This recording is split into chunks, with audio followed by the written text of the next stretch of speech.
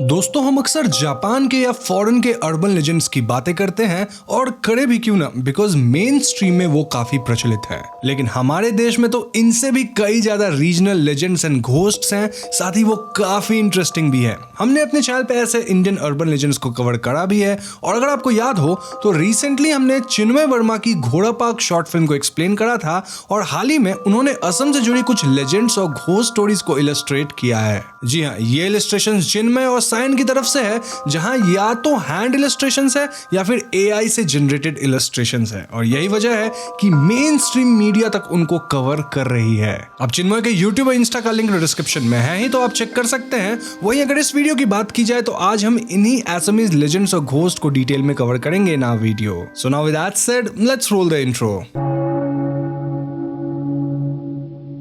अगर असम के फोकलोर की बात की जाए तो वहां देवी देवताओं के अलावा स्पिरिट्स, डीमंस और सुपरनैचुरल फिनोमेनन का भी जिक्र है। असम का फोकलोर काफी रिच है और ज्यादातर चीजों का आपको ऑफिशियल लिखित रिकॉर्ड नहीं मिलेगा, बल्कि ये पीढ़ी दर पीढ़ी पास ऑन करी गई है एल्डर्स के द्वारा।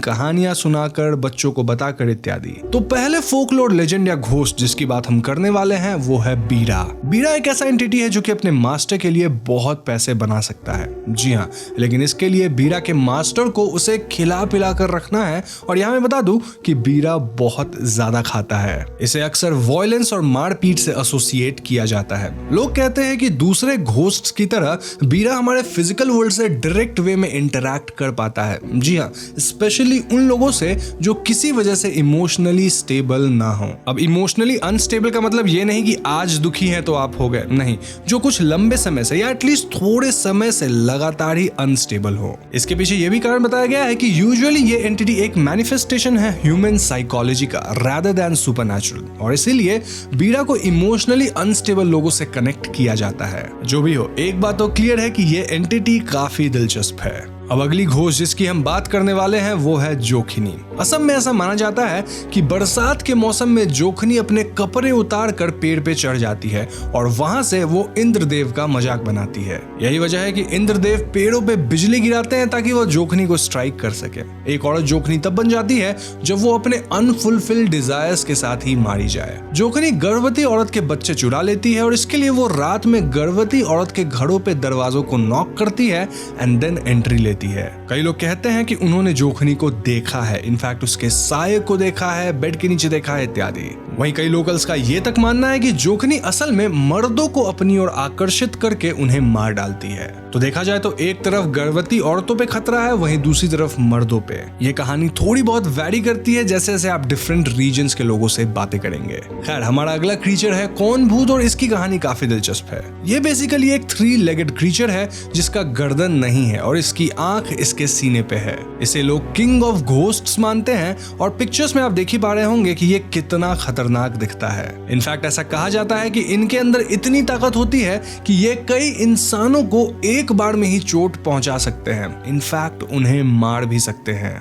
अब ऐसे ही मिलते जुलते क्रीचर से जुड़ी मैंने एक कहानी सुनी है जिसमें अंधेरे नुमाइंदों की खोज में आर्या पहुंचता है सपनों की दुनिया में। यहाँ शैतानी शक्ति बनाती है छल का मायाजाल जो कि काफी जानलेवा है, और आर्या इसमें फंस जाता है। तो क्या वो खुद को और पूरी दुनिया को अंधेरे के खौफ से बचा पाएगा? जानने के लिए कहानी सुने आर्या एंड ड्रीम डार्कनेस सिर्फ कुकू एफएम पे। देखो, मैं पर्सनली 1.5 साल से कुकू एफएम का इस्तेमाल कर रहा हूँ, और यहाँ मेरा फेवरेट जॉनरा है हॉरर। मैं हॉरर से जुड़ी कई सारी कहानियां सुनता हूँ, जैसे कि Arya and the dream darkness. यहाँ मेरा फेवरेट ऑडियो बुक है rich dad poor dad. Kuku FM India का लीडिंग ऑडियो शो प्लेटफॉर्म है, जहां अब 2.5 मिलियन से भी ज्यादा एक्टिव पेड सब्सक्राइबर्स हैं, और इस ऐप की रेटिंग 4.5 से भी ज्यादा है। यहाँ ऑडियो बुक्स रीजनल लैंग्वेजेस में भी अवेलेबल है, इंक्लूडिंग हिंदी एंड इंग्लिश। यहाँ मेरा फेवरेट पार्ट है कि आप ऐप में नोट सेव कर सकते हैं, इसे ड्राइव मोड में डाल सकते हैं, और ऑडियो का स्पीड तक को एडजस्ट कर सकते हैं। अब जब आप कुकू एफएम का मंथली सब्सक्रिप्शन ले रहे होंगे तो वहां आप मेरा कोड HAUNTT50 यानी HAUNT50 का इस्तेमाल जरूर कीजिएगा,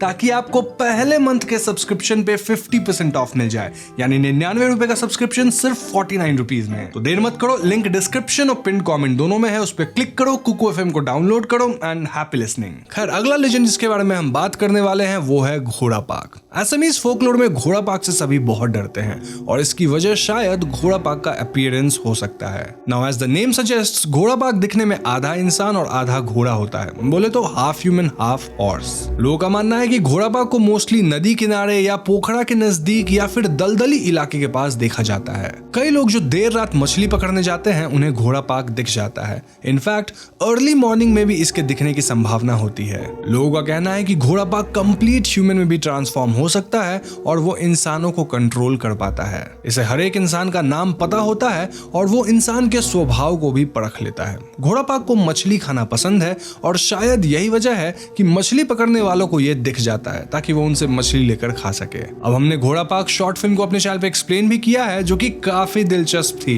एंड चिन्मय वर्मा ने ही उसे बनाया है, तो आप चाहे तो उस एक्सप्लेनेशन को देख सकते हैं, लिंक मैं डिस्क्रिप्शन में छोड़ दूंगा। एनीवेज, अगला एंटिटी है पुआली भूत। पुआली भूत एक बहुत ही नटखट और शैतान किस्म का भूत है जिसका साइज एक बच्चे जैसा है। पुआली भूत लोगों के किचन से चावल और मिठाई चुराता है। अब जनरली पुआली भूत को लोग हार्मलेस मानते हैं, लेकिन ऐसा एक्चुअली है नहीं, क्योंकि अगर कोई इन्हें खाना ना दे या घेरने लग जाए तो गुस्से में ये इंसान को चोट पहुंचा सकते हैं। इनफैक्ट ये इंसान की जान लेने तक की क्षमता रखते हैं, बट इन जनरल ऐसा नहीं करते। मूविंग ऑन, हमारा अगला घोस्ट है बैम्बू घोस्ट। कहा जाता है कि बैम्बू घोस्ट आसाम के बैम्बू ग्रोव्स में रहते हैं और वहीं पे पाए जाते हैं। लोकल्स की माने तो बैम्बू घोस्ट उसे ही टारगेट करते हैं जो इन बैम्बू ग्रोव से होकर जाते रहते हैं। पुआली भूत की तरह ही बैम्बू घोस्ट भी काफी शरारती हैं, लेकिन इनके पास कई ट्रिक्स होते हैं जो वो पासरबाइज पे प्ले करते हैं। फॉर एग्जाम्पल, अगर कोई बैम्बू ग्रोव से होकर गुजर रहा है तो ये उनके सर पे बैम्बू ब्रांच गिरा देंगे। इस हरकत से इंसान या तो बच जाएगा या फिर वो चोटिल भी हो सकता है। इसके अलावा ये लोगों का रास्ता तक रोक देते हैं। कैसे? बम्बू ब्रांचेस को रास्ते के बीच में डालकर। अब अगर कोई इसे क्रॉस करने की कोशिश करता है तो ये लोग ब्रांच को ही उठा देते हैं, जिससे वो आदमी गिर के जख्मी हो जाता है। अब यहाँ एक बात गौर करने वाली है कि ये क्रीचर्स मोस्टली लेजेंड्स या मिथिकल बीइंग्स हैं,